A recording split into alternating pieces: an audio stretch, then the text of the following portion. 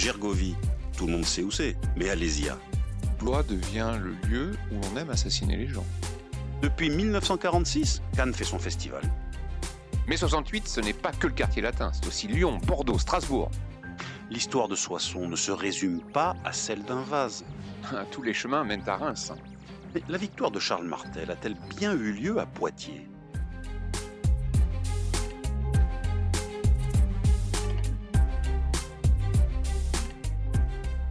Grande date de nos régions, une émission animée par Éric Labaille et Cédric Delaunay.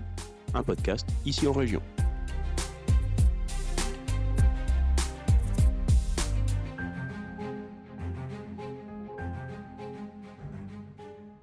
Le 12 juin 1902, la dernière représentation du cirque Barnum à Tours, en Indre-et-Loire, prend fin à 21h45.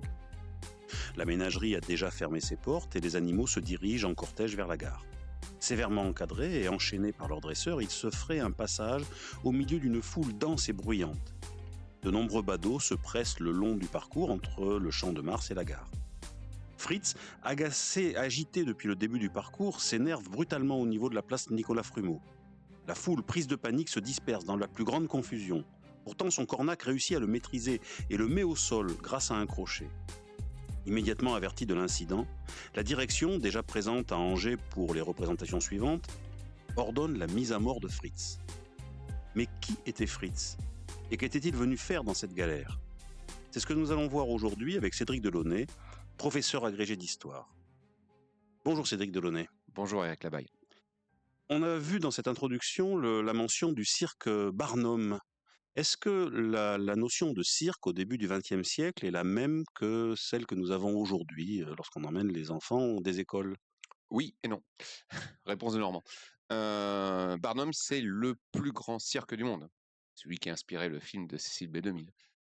C'est à la fois des activités et des attractions qui ressemblent à ce que l'on voit aujourd'hui. À savoir, on va trouver des clowns, des acrobates, des spectacles humains d'artistes. Et c'est combiné avec des représentations d'animaux domestiques, des chiens, des chevaux, mais aussi des animaux exotiques qui remportent le plus franc succès.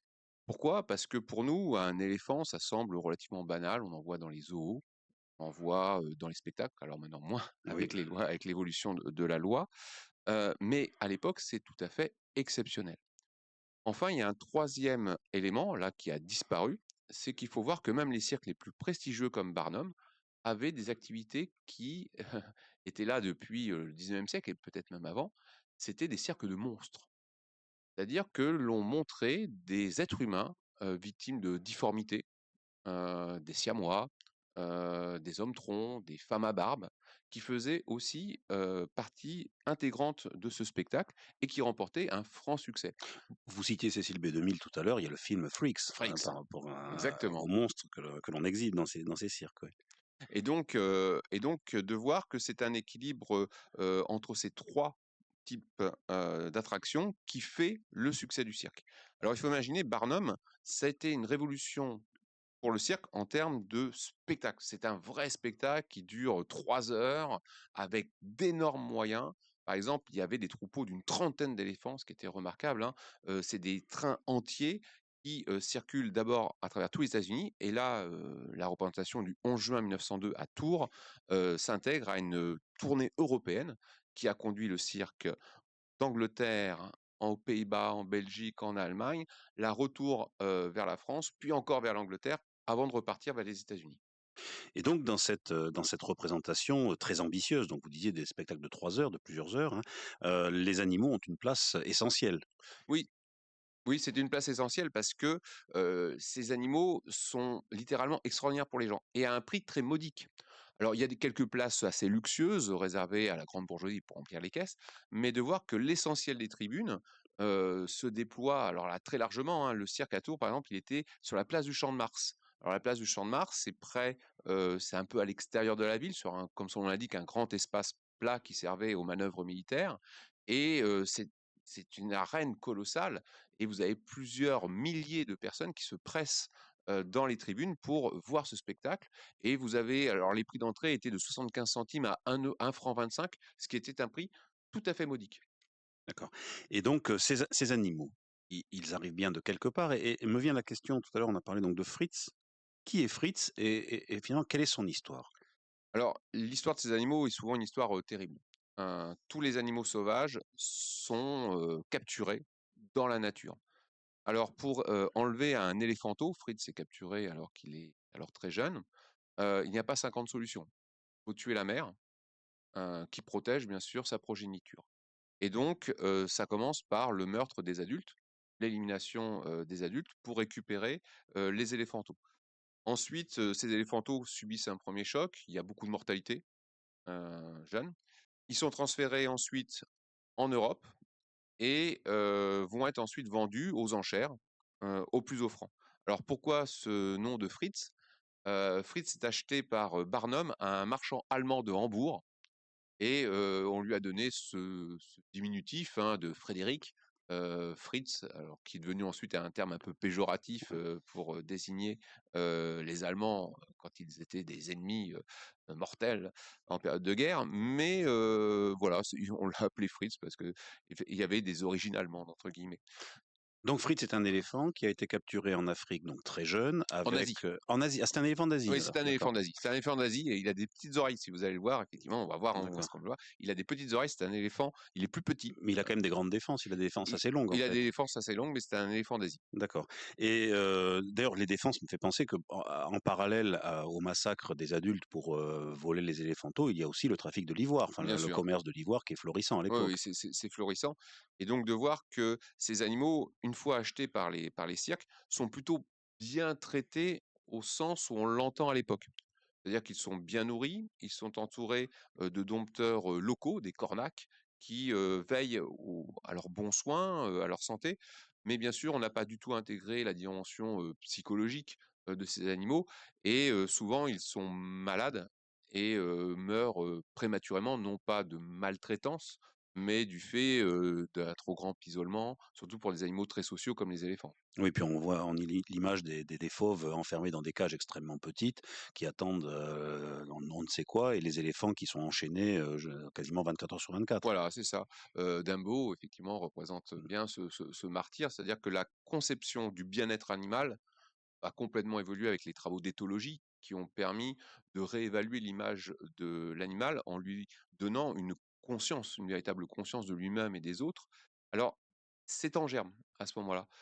Par exemple, Fritz était réputé pour être un animal extrêmement intelligent. Une fois, il avait réussi à se sauver en faisant quoi? Il avait vu comment le cornac, en fait, utilisait des clés pour ouvrir la porte de sa cage pour sortir. Et il avait été laissé en surveillance. Il avait réussi à attraper avec sa trompe les clés et actionner la serrure. Et c'est comme ça qu'il se promenait dans les allées du parc. Ouais, ce qui est remarquable. Ouais.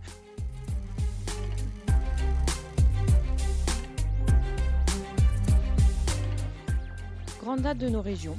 Un podcast ici en région.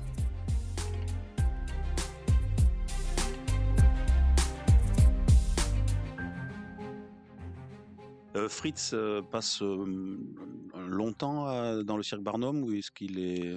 Oui, il passe un temps assez long. On estime qu'il avait entre 35 et 40 ans lorsqu'il va être exécuté. Et justement, c'est son âge qui explique la crise qui va conduire à sa mort. Il est victime de ce qu'on appelle le mush. Alors le mush, ça a été décrit par Jules Verne, par exemple, dans les 80 jours, le tour du monde en 80 jours. En fait, c'est une crise de violence liée à des problèmes sexuels, de relations sexuelles. D'accord. En fait, il a un trop-plein. Et l'enfermement fait qu'à un moment donné, il va éclater d'une colère extrêmement dangereuse. À Bordeaux, lors d'une représentation d'avant, Fritz avait tué l'un de ses dompteurs. D'accord. Sauf que la vie d'un cornac, ça pèse pas lourd, d'accord. Et donc, comme c'était un accident qui était arrivé en toute discrétion dans la ménagerie, on avait enterré le pauvre homme bien discrètement et on avait passé sous silence cet incident. Donc là, à Tours, on a fini la représentation. Les animaux sont acheminés vers la gare pour être ensuite dirigés sur Angers, apparemment. C'est ça, il y a une représentation, enfin 2 représentations qui sont prévues à Angers le lendemain et le surlendemain. Et c'est dans ce cadre-là qu'au moment de rejoindre le train, Fritz s'agite, Fritz devient incontrôlable et la foule prend peur. Finalement, la réaction de la direction qui est informée de cet incident est plus motivée par la peur de la foule, donc en fait des clients, en fait de l'image du spectacle, plutôt que par des questions de sécurité ou même, on aurait pu dire, de dangerosité, même si le néologisme de l'animal. Question de relations publiques. Question de relations publiques, Question de relations essentiellement. publiques pure et simple. L'incident était plus ou moins prévisible, hein. Fritz était dans un état d'énervement assez poussé. Il faut imaginer que tous ceux qui n'ont pas pu avoir de place viennent voir ce spectacle. C'est-à-dire que ce troupeau d'éléphants massif, hein, qui se dirige vers la gare, c'est en soi une attraction. Et donc la foule est très dense, fait beaucoup de bruit, applaudit. Il faut imaginer que les enfants crient. Voilà. Là aussi, il faut se plonger dans le contexte de cette fin 19e, début 20e. Voir un éléphant, ces gens n'en verront qu'un dans leur vie. Et donc, ils applaudissent, ils crient. Les cornacs maintiennent, voilà, Fritz est encadré par 2 autres éléphants, ils sont sévèrement encadrés, mais il est pris d'une crise de folie. Sauf que le cornac, son cornac, hein, celui qui le suivait, réussit à le mettre à terre. Alors c'est un système de crochet, hein, et le maintient à terre. Alors bien sûr, la foule a eu peur, elle s'est dispersée. Les policiers se sont mis en position afin de sécuriser la zone. Et on aurait pu imaginer que, une fois calmé, l'animal aurait pu reprendre son chemin dans des conditions plus apaisées. Sauf que là, l'incident est public, c'est de la mauvaise pub, et il faut montrer aux spectateurs qu'il est protégé. Tout simplement. Et donc on décide de mettre à mort, hein, la direction décide de mettre à mort, mais c'est pas le premier. Cette histoire de Mush a touché d'autres éléphants avant et toucheront d'autres éléphants après. Le troupeau du cirque Barnum, lorsqu'il finit sa tournée, a perdu les 2 tiers de ses effectifs de mâles adultes. C'est considérable. Ah oui, c'est un véritable massacre. Et c'est une pathologie qui touche essentiellement les mâles. Vous parliez tout à l'heure d'un Oui, trop-plein sexuel, c'est c'est les le mal. hormones. Oui, Ouais, c'est les hormones. c'est les hormones, d'accord. Donc il est abattu et immédiatement le fait, alors il y a eu l'événement lui-même qui a suscité une émotion, mais le fait d'abattre cet éléphant suscite là aussi une émotion et a un écho particulier, notamment dans la presse. Alors, ça a un écho dans la presse locale, on s'en doute, mais aussi dans la presse nationale. C'est un événement qui intéresse, une espèce de fait divers qui intéresse bien au-delà des frontières de l'Indre-et-Loire.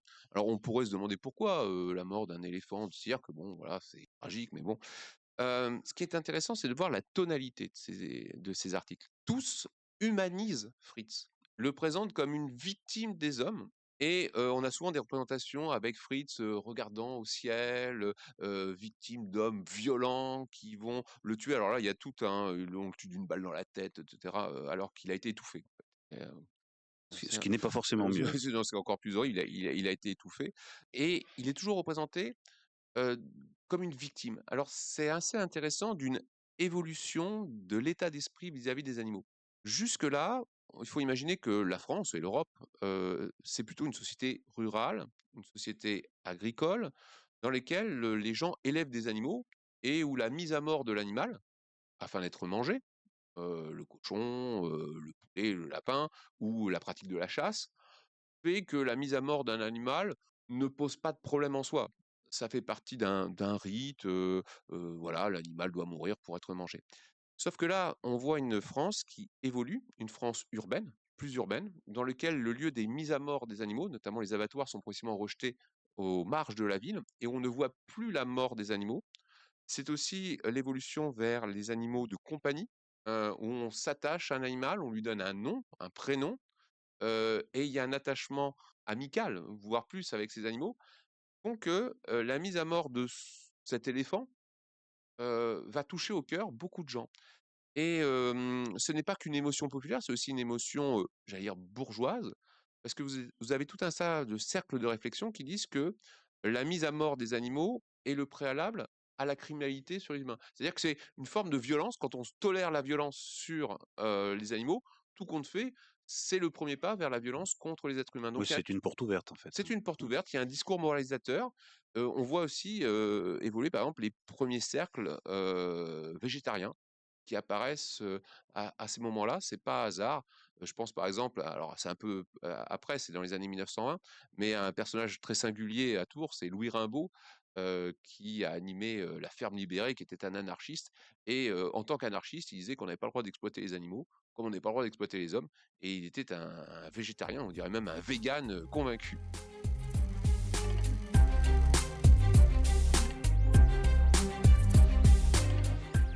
Grande date de nos régions. Un podcast ici en région.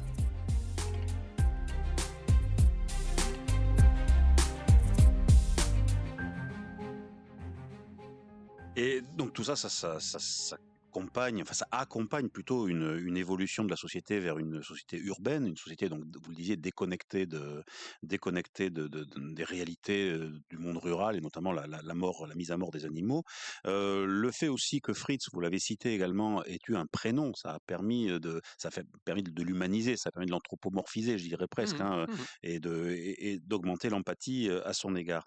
Donc une fois que le débat, une fois que l'écho de cette mise à mort est passé, Fritz finalement a eu un destin particulier, puisqu'il n'est, qu'est-il devenu déjà, de sa dépouille, et deux, c'est un élément du patrimoine tourangeau aujourd'hui. Oui, oui, ça complètement. Alors, c'est un destin assez incroyable, cette histoire de Fritz. Alors, on voit l'intérêt de la presse et de l'opinion publique par toutes les légendes urbaines qui vont circuler sur Fritz. On lui prête des âges complètement variables. On dit qu'il a 80 ans. Sur ses conditions de sa mise à mort ou les causes de son affolement, on parle de souris qui lui auraient fait peur, de cigarettes qu'il aurait avalées et qui lui auraient brûlé la bouche. On parle effectivement qu'il aurait été exécuté d'une balle dans la tête. Tout ça montre un intérêt pour ce fait divers qui aurait pu passer tout compte fait inaperçu. Alors, la dépouille de Fritz est envoyée chez un taxidermiste à Nantes et va faire l'objet d'une séparation. D'un côté, il va y avoir le squelette qui va être traité, et de l'autre côté, la peau et les défenses, qui vont être montées sur une armature en bois. Et le fait que vous voyez aujourd'hui, en dessous, il n'y a pas d'os, hein, c'est une armature en bois. Et donc, il est ramené le 4 mai 1903 à Tours, alors accueil triomphal, et son squelette va être placé dans un espace dévolu au musée de sciences naturelles, alors que sa reconstitution avec la peau est placée au musée des Beaux-Arts, et donc au palais de l'archevêque, hein, qui récupère au début du siècle, hein, ce squelette de Fritz. Pardon, cette peau de Fritz. Alors, destin qui n'a pas fini d'être tragique. En 1940, l'entrée nord de Tours est bombardée par les Allemands. Un grand incendie ravage la ville, et donc le squelette de Fritz n'est plus. Par contre, comme il était au musée des Beaux-Arts, la peau va continuer d'être l'objet d'un véritable culte. Alors sa localisation varie un peu, on le met dans la cour, on le met dans le hall d'accueil, près du grand escalier qui monte actuellement aux étages du musée des Beaux-Arts. Finalement, on le replace un petit peu à l'extérieur, et ça va devenir un lieu patrimonial. C'est-à-dire que tous les petits Tourangeaux viennent voir, lors des visites dominicales, de la promenade dominicale, viennent voir Fritz. Il devient un élément du patrimoine où il y a un attachement pour cet animal et son sort tragique. Alors bien sûr, il y aura Dumbo l'éléphant en 1947, hein, le dessin animé qui va réactiver tous ces malheurs de ce pauvre éléphant et qui va en assurer la popularité. Alors, il y a eu d'autres animaux, hein, qui font partie du patrimoine tourangeau. Il y a bien sûr Bobby le phoque, qui a une longévité incroyable, effectivement, à amuser et fait sourire des générations de petits tourangeaux. Et ce que je trouve intéressant, c'est justement cette capacité d'un groupe humain à se constituer son propre patrimoine, à adopter des lieux, des monuments qu'on n'aurait pas cru dignes d'appartenir à un patrimoine, c'est-à-dire un élément qui constitue une identité commune. Et ce Fritz, effectivement, ça fait de vous un Tourangeau. Si vous connaissez Fritz, voilà, Vous êtes un vous êtes, tourangeau pur beurre, vous ouais, êtes un tout à fait. Tourangeau pur beurre. Tout à fait, oui. Oui, donc là, le patrimoine de Touraine ne se limite pas au bon vin et au château de la Loire, puisque là, on a aussi cet éléphant qui a eu un impact à la fois régional lors du drame en 1902, un impact régional ensuite en termes d'exposition et de lieu patrimonial, puisqu'à lui tout seul, mais qui a marqué une étape dans la prise de conscience de la souffrance animale, dans la prise de conscience de l'altérité animale par rapport à ses concitoyens, ses contemporains, et qui, je pense, est une étape importante dans l'évolution des mentalités jusqu'à notre époque contemporaine. Voilà. Et aujourd'hui, il souffre un petit peu d'un lieu un petit peu tristoun, et c'est pour ça que et je lui passe le bonjour, puisqu'elle est partie à la retraite, Evelyne Plumcock qui était, médiatrice, au service des publics, du musée des Beaux-Arts, lui a confectionné, avant son départ en retraite, un magnifique décor qui va être mis en place afin, de donner à Fritz tout un paysage et il va retrouver un peu sa maman. Voilà. Et ce n'est que justice, Et oui, ce n'est que justice pour ce grand monsieur de la ouais. culture tourangelle. En vous écoutant, je pensais à toutes les images que l'on a, notamment vous parliez de l'Europe, mais aux États-Unis, tous les vous savez ces images de montagnes de crânes de bisons, que l'on tuait. On en faisait du score en tuant des animaux à cette époque-là. C'est une scène qui est carrément impensable aujourd'hui. On a complètement changé de paradigme. Des cirques comme celui de William Cody, Buffalo Bill, je Buffalo cherchais Bill, je ouais. cherchais son nom de scène, également popularisé cette finalement maltraitance, hein, au regard d'aujourd'hui, sur les animaux, et donc Fritz est un élément de ce grand tout. Voilà, ces spectacles ne sont pas neutres d'un point de vue, historique, sociologique, psychologique. Ça montre la pensée et l'état d'évolution d'une population. C'est-à-dire qu'effectivement, vous évoquiez, Buffalo Bill, voilà, la supériorité de l'homme blanc sur les Indiens. Sur Alors je l'Indien, oui. pense à Éric Vuillard et Tristesse de la terre pour parler d'autres tourangeaux célèbres et là, aujourd'hui, ça serait complètement inopportun et donc on voit qu'aujourd'hui, les normes et règles qui sont posées sur les sites pose des problèmes d'adaptation, bien sûr, pour ces structures, mais ça correspond aussi à non pas à une lubie de quelques illuminés, mais ça correspond à une vraie sensibilité de l'opinion publique qui évolue. Parce qu'on voit, par exemple, là, si je reviens un peu en arrière, on voit que la gestion des cadavres des éléphants, parce que comme je vous l'ai dit, hein, en fait, c'est pas un accident, ça fait partie en fait d'un triste rituel. Les mairies qui vont garder ces, cadavres, justement pour les exposer à des fins pédagogiques et c'est assez, alors, pour les cirques, ça les ça les arrange parce qu'ils n'ont pas à payer les frais d'enterrement, mais de voir que là, il y a un véritable facteur de culture populaire, de culture scientifique et d'ouverture et là, on sent que les choses effectivement évoluent en cette fin 19e, début 20e. On sent bien qu'il y a une dynamique nouvelle qui annonce les temps que l'on connaît aujourd'hui. Eh bien, merci beaucoup Cédric Delaunay pour ce passionnant, voyage, dans l'histoire des relations entre l'homme et l'animal, une histoire qui est loin d'être écrite et loin d'être terminée.